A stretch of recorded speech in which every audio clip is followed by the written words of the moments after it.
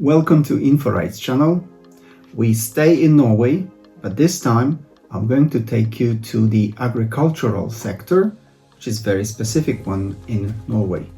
When you post workers to the agricultural sector, here's the checklist of things you must remember about before you even send your workers to Norway.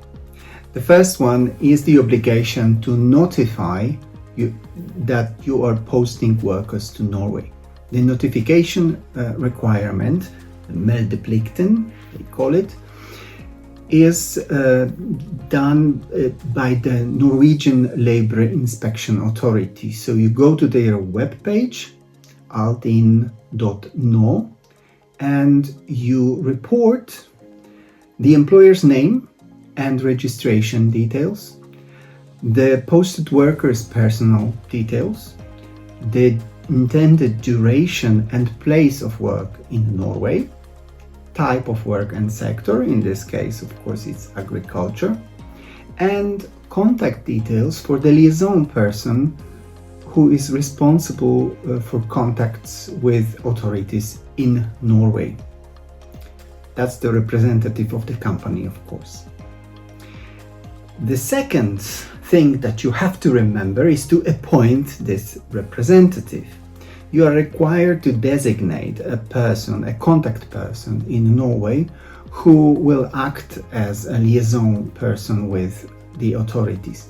This person must be available during the working hours and should be able to present relevant documents like employment contracts, pay slips, timesheets, portable documents A1. Those are the most important four. You have to obey the wages and the basic working conditions. In agriculture, the minimum wages are regulated by a collective agreement that is generally applicable throughout Norway. And in 2025, the minimum wage for an adult worker is approximately 157 Norwegian crowns per hour. Seasonal workers who are under 18 can also work and be posted, and their rate is a little bit lower. Working time. You may not exceed 40 hours per week unless there is a separate agreement reached on overtime.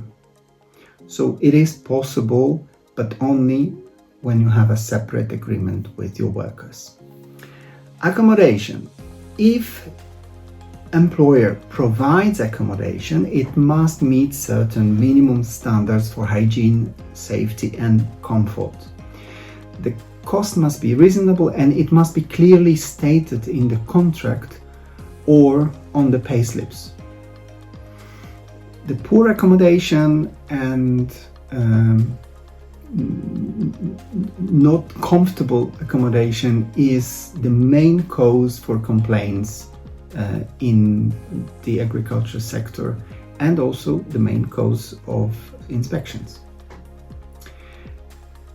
One more important obligation is to comply with health and safety regulation.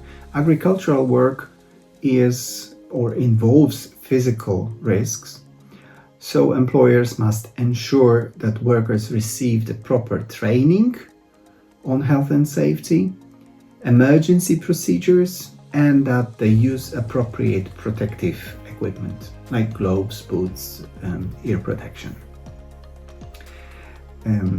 When we speak about the documentation that must be available for inspection, all the documents which may be requested by authorities must be available either in Norwegian or in English language.